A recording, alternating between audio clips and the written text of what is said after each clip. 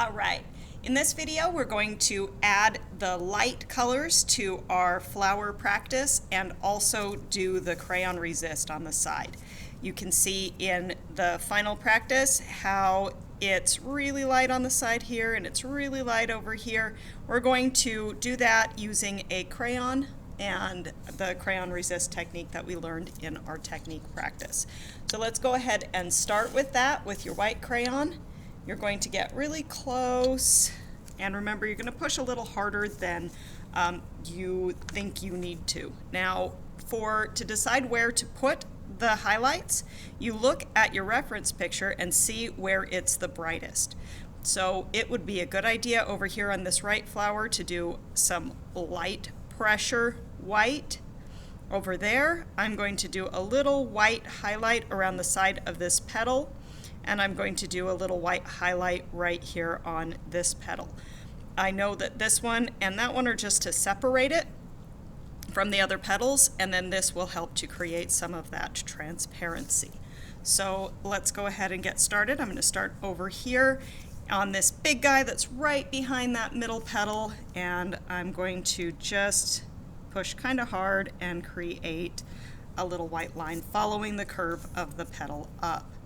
And then next I'm going to do this little petal that's been overlapped back here. So right here I'm going to do a little pressure right there to get him. And then this one that we talked about right here where it has some lights, I'm going to do a harder line on the side and then a little bit of light kind of shading that goes in this way around the side so that when I paint over it that it'll still be kind of light, but some of the color will come through. So go ahead and do that.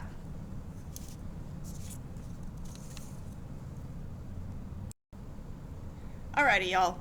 In order to get this drawing to look like this little mini painting, which is, you know, kind of like this photograph, we have to go through a couple of stages.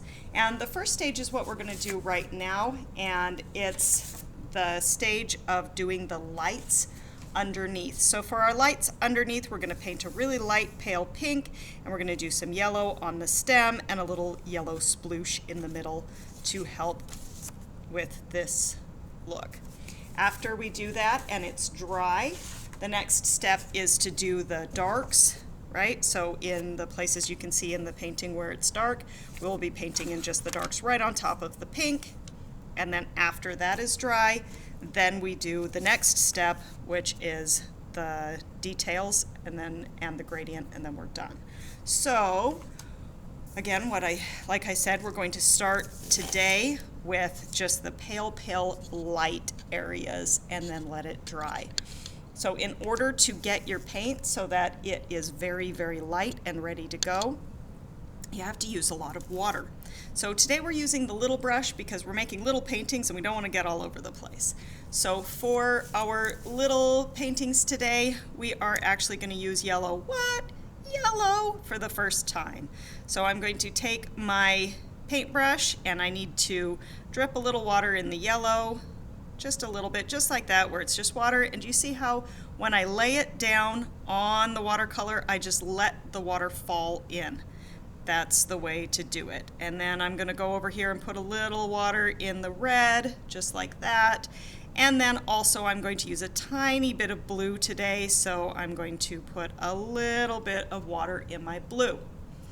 Now, like I said, we're going to start with the yellow, and so in order to start with the yellow, or anytime you're painting with yellow, you start with the yellow and nice clean water. So what I'm going to do is to go ahead and get yellow on my brush, and see I'm swirling it around. I'm not mushing grossly. I'm just swirling it around like this and making sure that it's absorbed into my brush. And then I will move it down here, and then I'm going to add a lot of water to it. It needs to be really pretty runny, right? And it needs to be really runny because it needs to be very light. And so when I go to paint it on, it should look like that, where it's really, really light, as opposed to if I was painting it on from here, it would be really bright And this would be shiny and we wouldn't be able to blend things over it. But what I want is this nice light yellow. Okay, after you have your yellow all ready and puddly, then you can move on to the red. And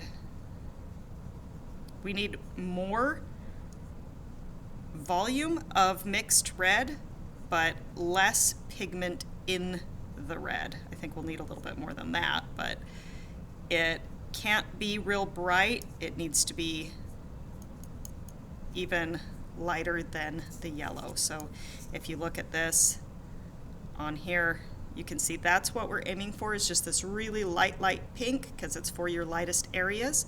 If we were to be taking it out of here, you see how it would be bright red. We don't want it to be bright red. We want to be able to control the tone. So we need a really light pink. And then, like I mentioned earlier, we need a blue, but we only need a wee little bit of the blue. So I'm going to just put a tiny bit of blue down and then put a little bit of it just like that. And that's really all we're going to do there with the blue. So now I'm going to rinse off my brush and wipe it.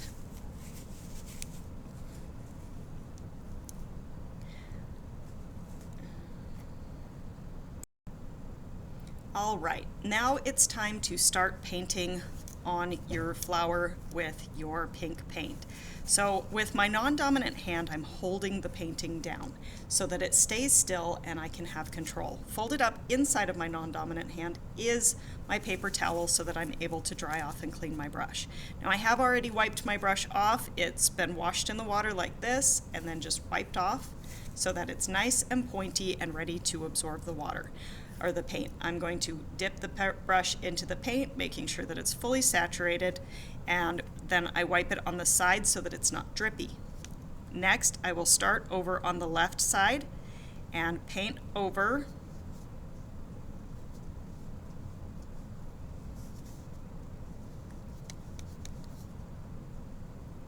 the petals, the open space on the left side. And you know what, y'all? I forgot to mix in the blue. So we're just going to do that, and then I'll paint right over the top. So what I'm going to do right now is just grab a little bit of the blue and mix it into the red, and a little bit of the blue and mix it into the red. We don't want a purple, but we do want a color that's a little bit closer to the magenta of the painting, so, or the photograph. Sorry about that. So after you've put the blue in, then you can go ahead and just paint in. So I'm holding it down, and then I'm painting down and lifting up, paint down, lift up. I'm going from left to right because I'm right-handed. When I get to an edge, I go real slow and paint with the side of the brush, like that, and that will help you to close up the edges. Dip my brush into the paint water and then wipe it on the side, just like this. When it starts to get puddly, I'll just spread it around because I want an even tone of light pink on my flower. And then we'll go around over here, and over here I can definitely see how it's beating up from where I put the crayon.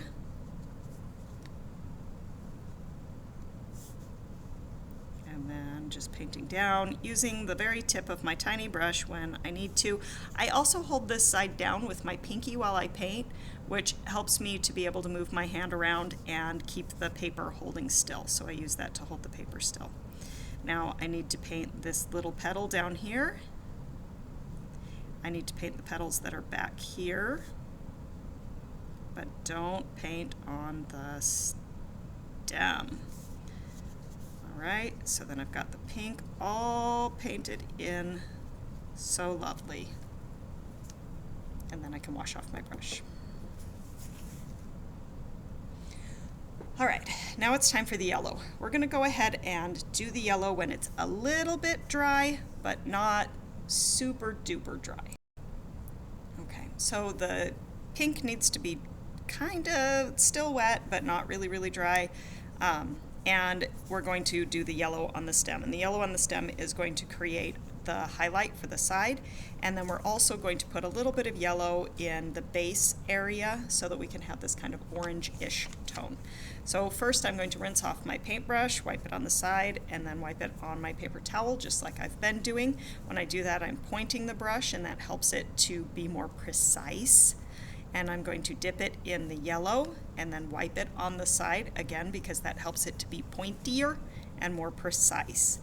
And then I will zoom on in here so you can see what I'm doing really well.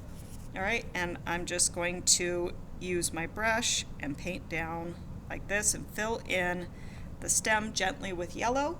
And then I'm going to come up here and puddle some yellow in. Got a little more on my brush. Ooh, that's going a little crazy, but that'll be okay.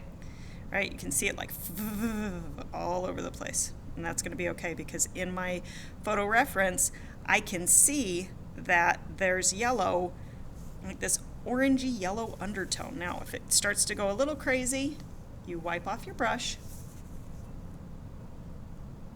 and just wipe it up. Okay, oh, it's going again. Wipe it up. Come on, baby. You're only going to go where I want you to go. There we go. That's it. That's it. Ooh, yeah. Wipe it up. There it goes. Right? And that is your very light underpainting, and you can't do anything else until it's really, really dry.